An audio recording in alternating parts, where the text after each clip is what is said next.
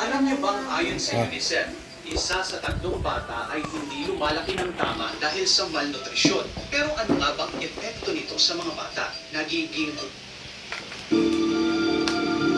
Walang mga bata o sino mang nilalang. Pero ang sakayan ng mga bata sa isang playground sa bayan ng Kalamansig sa Sultan Kudarat, naggagalawan daw. Tatay, gusto ko tinapay.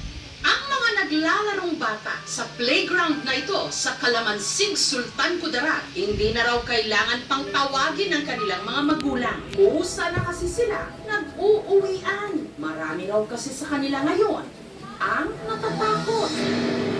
Pagkagat kasi ng dilim, ang park na ito di umano pinaglalaruan ng mga hindi nakikitang puwersa. Yung swing, may nag-aikot. Wala man tao. Umalit pa na kayong mga balahibo namin. Ang patotoo ang nakuha ng videong ito, pagmasdan pong maigi.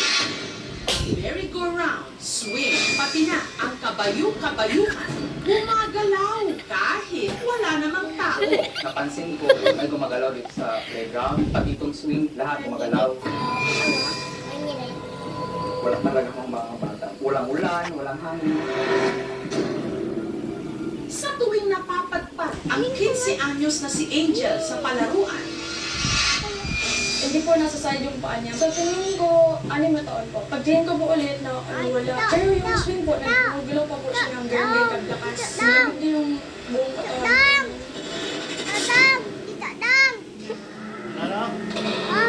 Nagsasabi po ako sa palibot ng buong munisipyo at napadaan na po ako sa playground. May napansin lang ako dito na may bata.